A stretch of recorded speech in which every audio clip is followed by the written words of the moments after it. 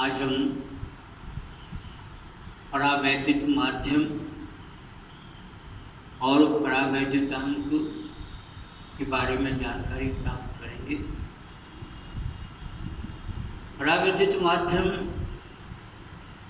वास्तव में अचालक माध्यम होता है। ये माध्यम, इसकी विशेषता होती है कि इसमें होकर विद्युत धारा प्रवाहित नहीं हो सकती। जैसे धातुओं में होकर धारा प्रवाहित हो जाती है, अर्थात चालकों में होकर धारा प्रवाहित हो जाती है, उसी प्रकार परावैद्युत माध्यम में होकर धारा प्रवाहित नहीं हो सकती। ये धारा के लिए अचालक का कार्य करते हैं। तो अचालक तो है धारा की, लेकिन विद्युत क्षेत्र में रखने पर ये माध्यम खुद विद्युत प्रभाव प्रदर्शित करने लगते हैं, स्वयं विद्युत प्रभाव प्रदर्शित करने लगते हैं। अर्थात इनमें धनावेश और ऋणावेश प्रेरित हो जाते हैं, उत्पन्न हो सकते हैं। तो ऐसे जो माध्यम होते हैं परावैद्युत माध्यम। परावैद्युत माध्यम अचालक माध्यम होते हैं। इनमें होकर विद्युत धारा प्रवाहित नहीं हो सकती, लेकिन ये माध्यम विद्युत क्षेत्र की उपस्थिति में खुद भी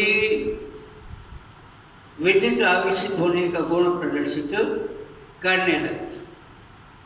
ये हम परावैद्युत माध्यम की बात कर रहे थे। हम परावैद्युत अंक की बात भी करना चाहते हैं। तो परावैद्युत अंक को सामान्य रूप से कैसे प्रदर्शित करते हैं, और यह अनुपात है माध्यम की निरपेक्ष विद्युतशीलता और निर्वात की निरपेक्ष विद्युतशीलता।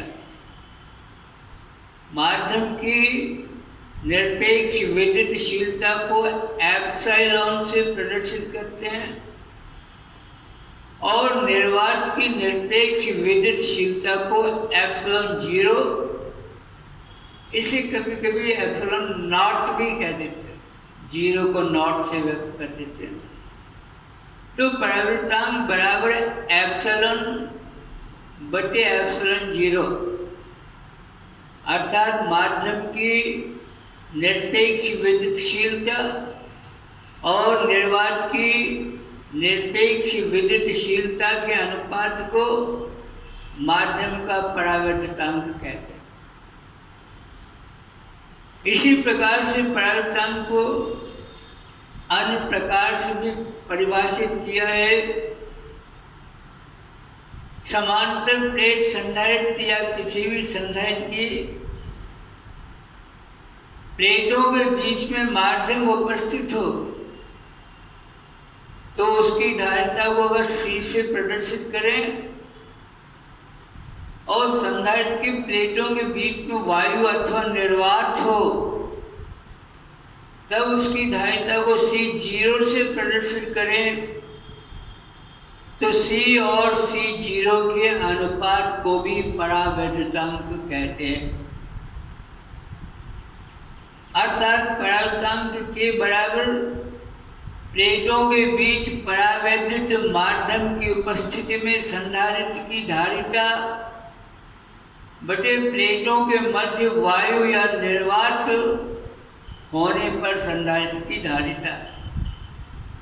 इसी प्रकार से परावैद्युतांक के बराबर वायु या निर्वात की उपस्थिति में संधारित्र की प्लेटों के मध्य विद्युत क्षेत्र की तीव्रता, जिसे E0 से प्रदर्शित किया।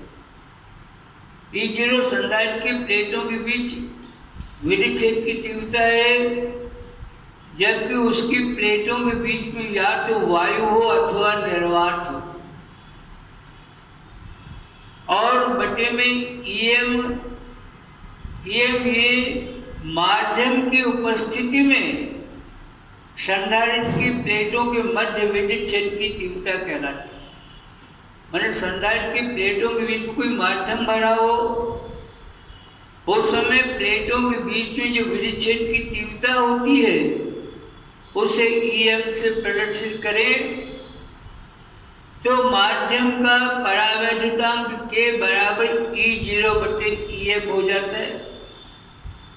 अर्थात माध्यम का परावैद्युतांक बराबर वायु या निर्वात की उपस्थिति में संधारित्र की प्लेटों के मध्य विद्युत क्षेत्र की तीव्रता बटे माध्यम की उपस्थिति में संधारित्र की प्लेटों के मध्य विद्युत क्षेत्र की तीव्रता।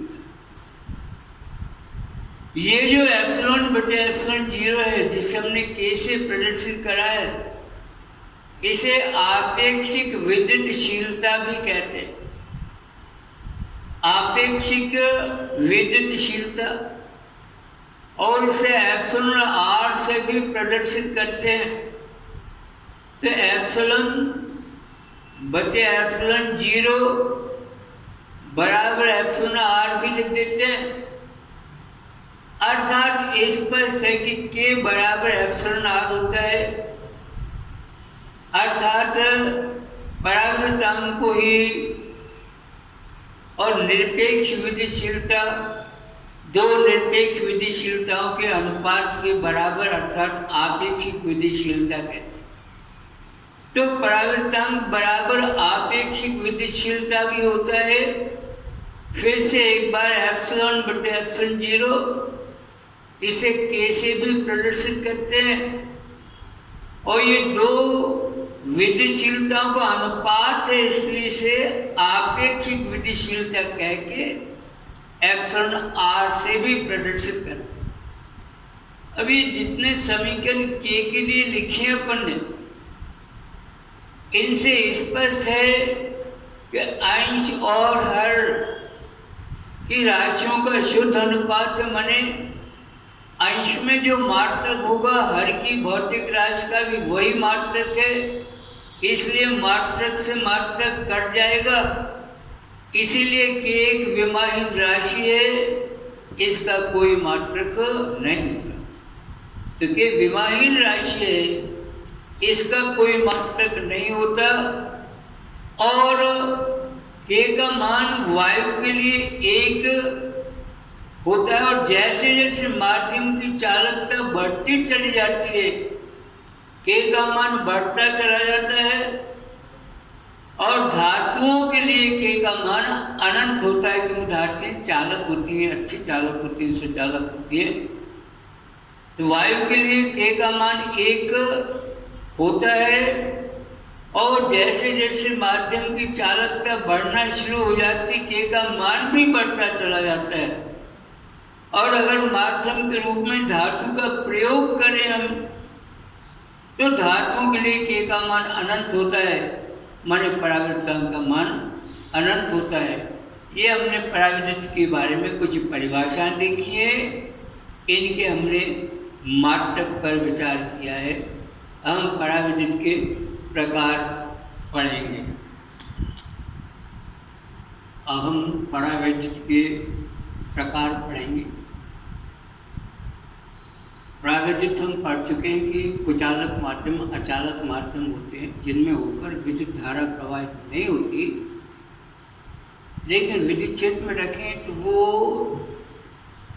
अचालक पदार्थ खुद विद्युतीय गुणों का प्रदर्शन करने लगते हैं।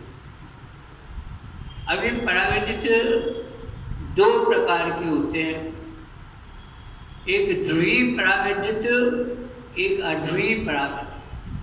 ध्रुवीय मतलब जिसमें 2 ध्रुव हो जाते हैं, एक धनावेशों का एक ऋणावेश, जिसके अणुओं में धनावेश अलग जगह स्थित होता है, ऋणावेश अलग जगह, और इनके केंद्र संपाती नहीं होते हैं। धनावेश का केंद्र अलग है, ऋणावेश का केंद्र अलग है, इसलिए से ध्रुवीय के नाम से पुकारते, 2 ध्रुव बन गए।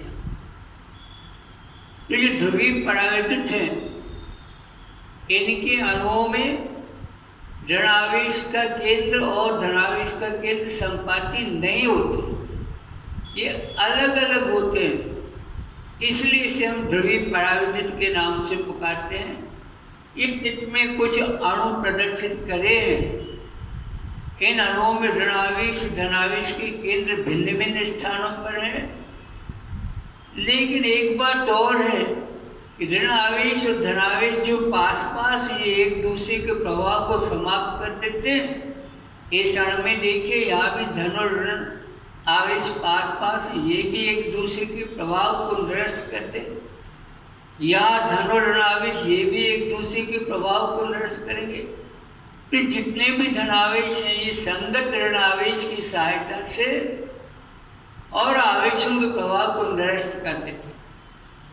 इस प्रकार के परावर्तित ध्रुवीय परावर्तित कहलाते हैं।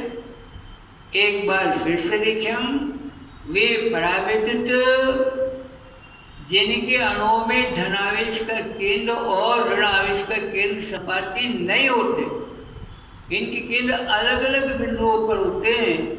इस प्रकार के परावर्तित को हम ध्रुवीय परावर्तित के नाम से पुकारते हैं। इनके कुछ उदाहरण हैं, जैसे जल H2O है या HCl है या अमोनिया NH3 है। ये ध्रुवीय परावर्तित के कुछ उदाहरण हैं। अगर इन्हें हम बाह्य विद्युत क्षेत्र में रखते हैं, बाहर विद्युत क्षेत्र लगा दें, मान लो इस साइड में हमने कोई प्रबल है ना धनावेश का क्षेत्र इधर ये ऋण है, तो ये जो अणु है इनमें जितने भी ऋण आवेश है एक सरल रेखा में संरेखित हो जाते हैं, जैसे चित्र में प्रदर्शित है। तो सारे ऋण आवेश ये जिधर से हमने धन विद्युत क्षेत्र लगाया था उधर इकट्ठे होने लग जाते हैं, और जो धन आवेश है वो दूरी की ओर में इकट्ठे हो जाते हैं। इस प्रकार से एक ही दिशा में संरेखित हो जाते हैं। अब ये जो अभी तो विद्युत प्रभाव प्रदर्शित नहीं कर रहा, लेकिन अभी विद्युत प्रभाव प्रदर्शित करने लगेगा। एक से ऋणावेशित भाग की भांति और दूसरा से धनावेशित भाग की भांति व्यवहार करने लगता है।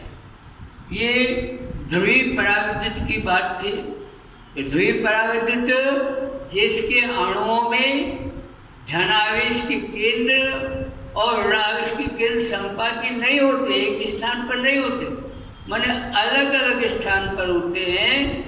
ऐसे जो परावर्तित होते हैं इनको ध्रुवीय परावर्तित के नाम से पुकारते हैं। हम दूसरा पढ़ना चाहेंगे आध्रुवीय परावर्तित, जिनमें दो ध्रुव प्राप्त नहीं होते वो आध्रुवीय कहलाएंगे। इसमें तो दो ध्रुव अलग अलग हो गए थे, एक धन एक ऋण। अध्रुवीय परावर्तित वे परावर्तित जिनके अणुओं में धन आवेश और ऋण आवेश के केंद्र संपाती होते, माने एक ही जगह पर होते। अब वहीं पर धनावेश वहीं पर ऋण आवेश का केंद्र है, दोनों मिलके एक दूसरे के प्रभाव को निरस्त कर देंगे। तो इस प्रकार की ये जो माध्यम में परावर्तित माध्यम अध्रुवीय परावर्तित के नाम से पुकारते हैं। एक बार फिर से देखें हम, वे परावर्तित जिनके अणुओं में धनावेश और ऋणावेश के केंद्र संपाती होते हैं अध्रुवीय परावर्तित कहलाते। हमने ध्रुवीय में पढ़ा था, इनमें धन और ऋण आवेश के जो केंद्र होते हैं अणुओं में वे संपाती नहीं होते, और अध्रुवीय परावर्तित में इसका उल्टा होता है कि अध्रुवीय परावर्तित वे पदार्थ, वे कुचालक पदार्थ, वे अचालक पदार्थ जिनके अणुओं में धन आवेश और ऋण आवेश के केंद्र संपाती होते हैं, इन्हें हम अध्रुवीय परावर्तित कहते हैं। अब अगर इसको वायु विद्युत क्षेत्र में रखें, मान लो यहाँ कोई हम धन भाग और यहाँ ऋण भाग लगा दें विद्युत क्षेत्र का। अब इसको विद्युत क्षेत्र में रखेंगे तो स्वाभाविक बात है ये धनावेश की ओर ऋण आवेश आकर्षित हो जाएंगे और ऋण की ओर धनावेश आकर्षित हो जाएंगे। इसलिए अब ये अभी तो अध्रुवीय था लेकिन ध्रुवित हो जाएगा, क्योंकि धनावेश और ऋण आवेश के केंद्र एक दूसरे से भिन्न भिन्न स्थान पर हो जाएंगे, एक दूसरे से विस्थापित हो जाएंगे। इसलिए अब ये जो अध्रुवीय परावर्तित है ये ध्रुवित हो जाता है। इस प्रकार के जो पदार्थ होते हैं उनका उदाहरण है, जैसे हाइड्रोजन है, ऑक्सीजन है, नाइट्रोजन है, क्लोरीन है इत्यादि इस प्रकार के पदार्थ के कुछ उदाहरण।